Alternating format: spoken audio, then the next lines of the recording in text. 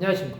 오늘은 야고보서 3장 1절에서 2절의 말씀으로 말에 실수하지 말라 첫 번째라는 제목으로 하나님의 말씀을 나누고자 합니다. 본 말씀은 내 형제들아 너희는 선생된 우리가 더 큰 심판을 받을 줄 알고 선생이 많이 되지 말라.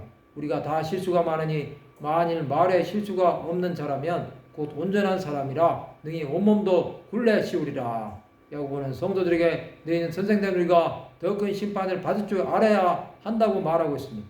그것은 영혼들을 바로 인도하면 좋지만 그렇지 않으면 그것에 대한 책망과 심판이 있다는 것을 경고하고 있습니다. 가르치는 자는 하나님의 말씀에 대한 지식과 믿음과 영혼에 대한 사랑이 충만한 사람이어야 합니다. 그렇기 때문에 아무나 가르치는 일을 사모해서는 안 되는 것입니다. 또 선생이 많이 되지 말라고 말합니다. 그것은 우리가 실수가 많으니 만일 말에 실수가 없는 자라면 곧 온전한 사람이기 때문이라는 것입니다. 사람은 말로 평가를 받습니다. 우리는 바른 말, 참되고 진실한 말만 해야 하는 것입니다.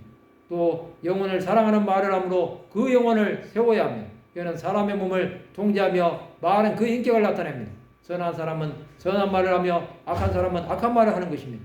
말은 이처럼 영향력이 있습니다. 말을 부정적으로 하는 사람은 말을 통해서 나쁜 바이러스를 퍼뜨립니다. 그러나 긍정적으로 말하는 사람은 말로 상대방을 세우는 것입니다. 하나님은 말로 영혼을 세우는 것을 원하십니다. 이 땅을 사는 우리는 말에 대해서 생각하며 살아야 합니다. 하루에도 수많은 말하고 사는 것이 사람입니다.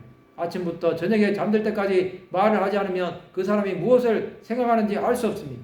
하나님은 사람에게 말로 의사표현을 하게 만드셨습니다. 예수께서는 하늘의 언어로 말씀하셨습니다. 그러나 사람들은 땅의 언어를 생각하기에 깨닫지 못했습니다. 그럼에도 예수께서는 자기 백성들을 긍휼히 여겨주셨습니다. 우리도 예수 그리스도를 닮아서 말이나 행동이나 사람을 살리는 자가 되어야 합니다. 그렇게 하기 위해서는 하나님의 말씀으로 충만해야 합니다. 세상에 가치 없는 말들은 영혼을 파괴합니다. 그러나 하나님의 말씀은 영혼을 소성시키십니다. 우리는 그것을 알고 무슨 말을 하든 죽게 하듯이 해야 하는 것입니다. 그것은 예배할 때나 일을 할 때나 사람을 만날 때나 무시로 기도하는 마음으로 말을 해야 하는 것입니다. 그렇게 할 때 수많은 영혼들이 하나님의 살아계심을 보게 될 것입니다.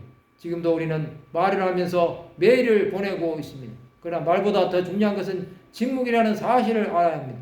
예수께서는 침묵하심으로 하나님의 뜻을 이루셨습니다. 내가 말이 많다고 느낀다면 침묵하는 훈련을 해야 합니다. 그것은 하나님과의 관계를 더 우선시하라는 것입니다. 그렇게 할 때 하나님의 함께하심을 경험하게 될 것입니다.